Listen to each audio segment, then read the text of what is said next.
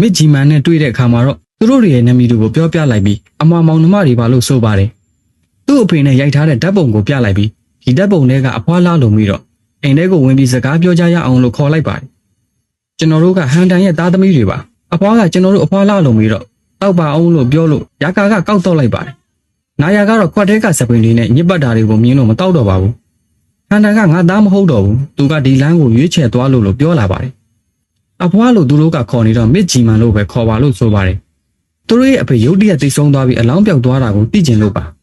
အဖွားသိထားတာရှိရင်ပြောပြပေးဖို့မေးတဲ့အခါမှာမျက်နှာပြတ်သွားပြီးမသိတာပဲကောင်းပါတယ်လို့ပြောတဲ့အခါမှာတော့ကျွန်တော်တို့လည်းသိပိုင်ခွင့်ရှိတာပေါ့လို့ယာကာကဇွတ်မေးပါတယ်မစ်ဂျီမန်ကလည်းမင်းအဖေဖုံးကွယ်ထားတာတွေကိုတကယ်သိကျင်တာလားလို့ပြောတဲ့အခါမှာတော့နာယာကဒီအကြောင်းကိုသိတဲ့လူကအတူတူလေးကြံခဲ့တာမို့ပြောပြပေးဖို့တောင်းဆိုလိုက်ပါတယ်မစ်ဂျီမန်ကလည်းတက်ပြင်းတစ်ချက်ချလိုက်ပြီးနောက်နေ့ရက်နေရင်ဒီရွာမှာကောက်ရိတ်သိမ်းပွဲရှိတယ်အဲ့ဒီအချိန်မှာဒီရွာကတက်တန်းအင်ဆုံးမိသားစုလည်းပါလိမ့်မယ်အဲ့ဒီအချိန်ကျမှမင်းတို့သိကျင်တဲ့အဖြစ်ကိုသိလာရလိမ့်မယ်အဲ့မတိုင်ခင်တော့နေချင်ရင်တော့ဒီမှာနေဝင်ပေးမယ်လို့ဆိုကသူတို့အဖေနဲ့အတော်နေခဲ့ဘူးတဲ့အခန်းတွေမှာနေရာချပေးလိုက်ပါတယ်